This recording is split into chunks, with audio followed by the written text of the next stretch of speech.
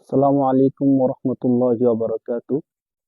আজকে আপনাদের সামনে একটি অত্যন্ত গুরুত্বপূর্ণ বিষয় নিয়ে এসেছি, যে বিষয়টি আমাদের যুব সমাজ সহ আমাদের আশেপাশের অনেককেই ধ্বংস করে দিচ্ছে, নষ্ট করে দিচ্ছে। তো এক ভাই এ সম্পর্কে প্রশ্ন করছেন। আমি শুরুতে ওই ভাইয়ের প্রশ্নটা আপনাদেরকে পড়ে শোনাচ্ছি, এরপরে আপনাদের সামনে সমাধানটা উপস্থাপন করার চেষ্টা করব।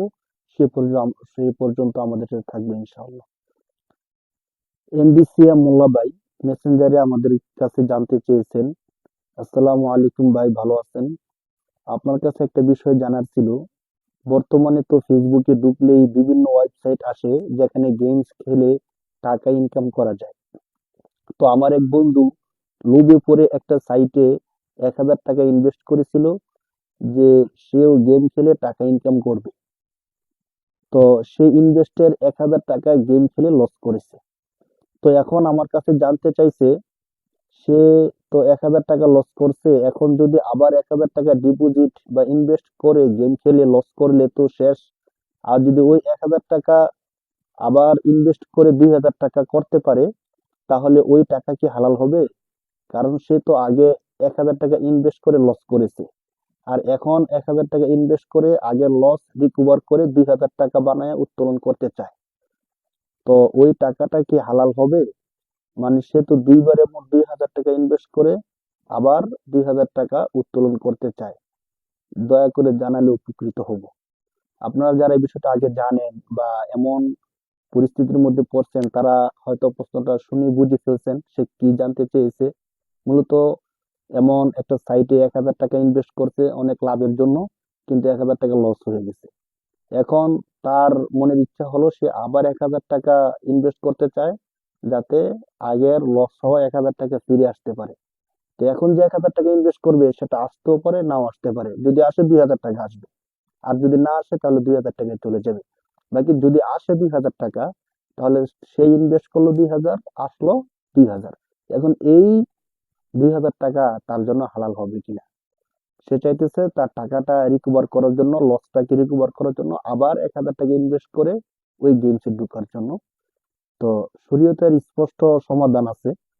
শরিয়ার মধ্যে এই ধরনের জুয়া খেলা সম্পূর্ণ হারাম, কিন্তু এখন সাইটগুলোতে, মোবাইলের বিভিন্ন এমন সাইট আছে যে সাইটগুলোতে এইভাবে অফার করা হয়।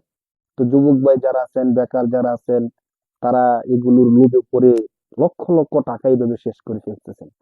একদম আমার পরিচিত এমন কিছু ভাই আছেন যারা এই সমস্যায় পড়ে কয়েক লক্ষ টাকা পর্যন্ত ঋণী হয়ে গেছে। অতএব আমরা সবাই সতর্ক থাকি। শরিয়ার দৃষ্টিতে সম্পূর্ণরূপে হারাম। শরীয়তের মধ্যে আল্লাহ পাক রব্বুল আলামিন কোরআন শরীফের মধ্যে বলেন, ইয়া আইয়ুহাল্লাযীনা আমানু ইন্নামাল খামরু ওয়াল মাইসিরু ওয়াল আনসাবু ওয়াল আজলামু রিজসুম মিন আমালিশ শাইতান।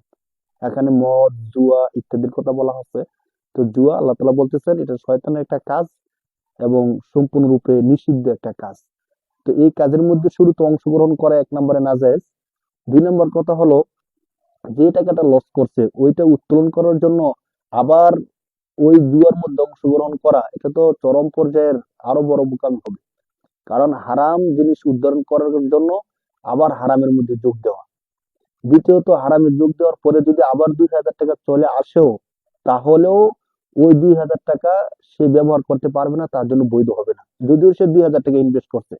কারণ পরবর্তীতে যে 2,000 টাকা আসছে সেটা জুয়ার মাধ্যমে আসছে। জুয়ার মাধ্যমে আসার কারণে এটা তার জন্য ব্যবহার করা বৈধ না।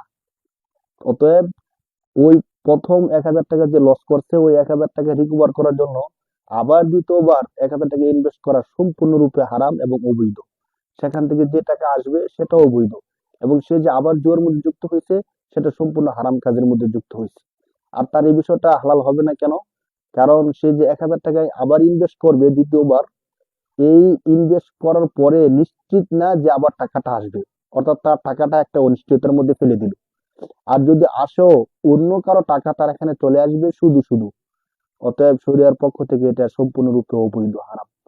এখানে কোনোভাবেই সেটা হালাল হবে না।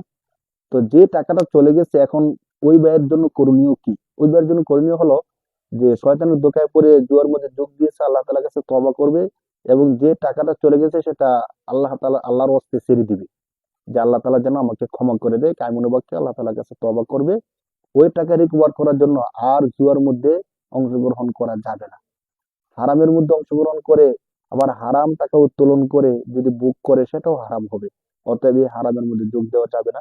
সর্বোপরি যারা এই পরিস্থিতির মধ্যে আছি, আমরা আল্লাহ তাআলার কাছে দোয়া করি আল্লাহ তাআলা যেন অতি সহজে আমাদেরকে এই বিষয়টা থেকে উত্তরণ করেন এবং সেখান থেকে আমাদেরকে হেফাজত করেন। আল্লাহুম্মা আমিন। আসসালামু আলাইকুম।